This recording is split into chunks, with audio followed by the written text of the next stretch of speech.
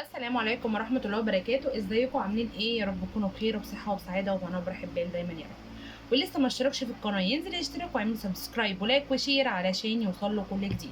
النهارده ان شاء الله جايبه لكم فيديو كلنا هنستفيد منه، لاني اصلا في الصيف كلنا طبعا بشرتنا بتبقى جسمنا وبشرتنا بيبقوا مجهدين جدا، بيحصل فيهم بسبب العرق وبسبب اشعه الشمس وبسبب الحاجات دي بيحصل فيها زي اسمرار او حساسيه. الحساسيه دي لما بتحصل في الجسم بعديها بيبقى في اسمرار في الجسم على طول، دي حاجه دي معروفه. تمام. انا جايبه لكم بقى الكريمات دي بقى الحاجات معينه في الجسم. الكريمات دي للرقبه وللاكواع وللركب. تمام كده. الثلاث كريمات دي هقول لكم استخداماتها ازاي. للكوع، لمنطقه الكوع وللركب للرقبه، الرقبه كلها. طبعا الرقبه لو حد متعود على مثلا يلبس ذهب وجي لابس اكسسوارز مثلا ولا حاجه بيحصل حساسيه. بعد الحساسيه دي لازم الرقبه تغمق. تمام. كذلك الاكواع، الكوع لو سندتي على اي حاجه مده طويله برضو الكوع هيحصل فيه احمرار وبعد كده هيغمق.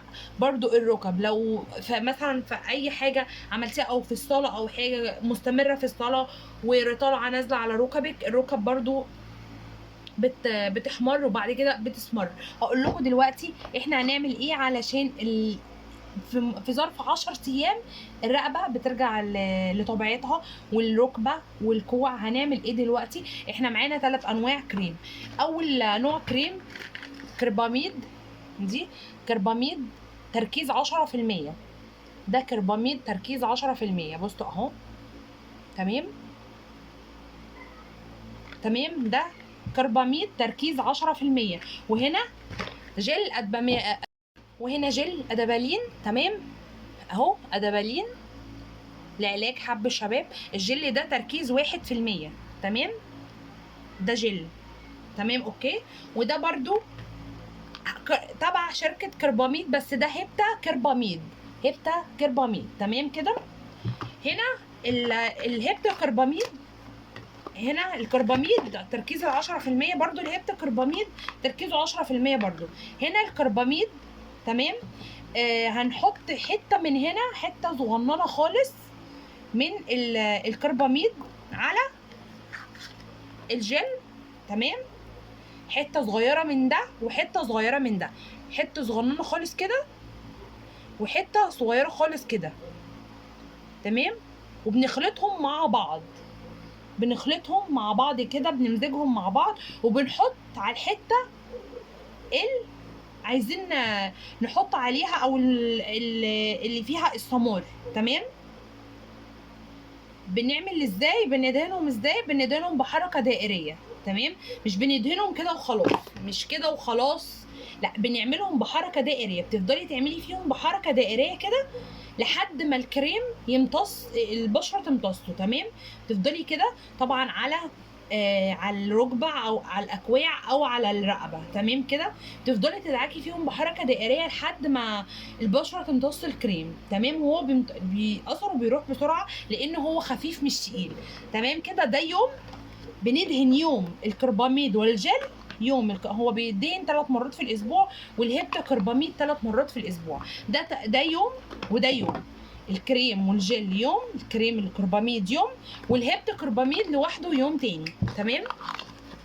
ده الهيبتا كرباميد اهو.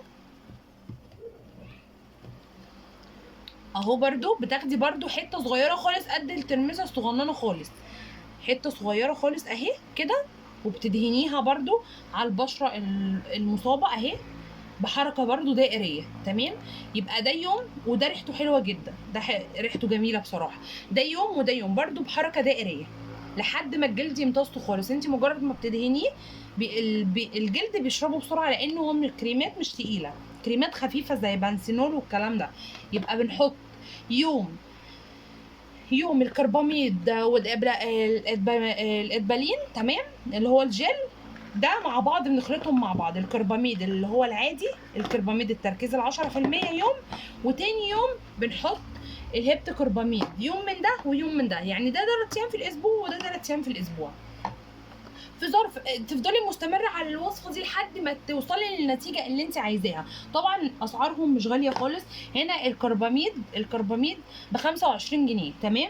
جايبه الكرباميد ب 25، وهنا الجل ب 21 ونص، تمام. والهيبتا كرباميد ب 39 جنيه. الهيبتا كرباميد ده ب 39، والكرباميد بس ب 25، تمام. تركيز 10%، ده تركيز 10% وده تركيز 10%. ولو ما لقيتيش هيبتا كرباميد مش متوفر عندك، في حاجه اسمها فوتو سمارت. فوتو سمارت ده برضو كويس جدا، تمام. لو ما لقيتيش متوفر ده تجيبي فوتو سمارت مكانه، مفيش اي مشكله.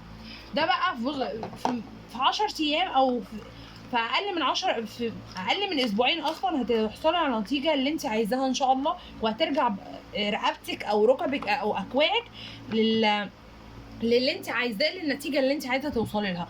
احسن كريمات جربتها، واحسن حاجه. انا بشرتي حساسه جدا اصلا وبتتاثر باي حاجه. وعلى فكره كرباميد بس برضه هقول لكم عليه في فيديو تاني بيستخدم لايه كمان.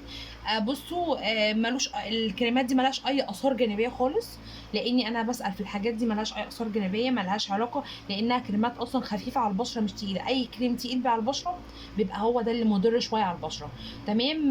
ده الفيديو بتاع النهارده، تفتيح الرقبه والركب والاكواع. دول احسن كريمات هتستخدميها. يا رب يكون الفيديو عجبكم. اللي لسه ما اشتركش في القناه ينزل يشترك ويعمل سبسكرايب ولايك وشير عشان يوصل لكم جديد. والسلام عليكم ورحمه الله وبركاته.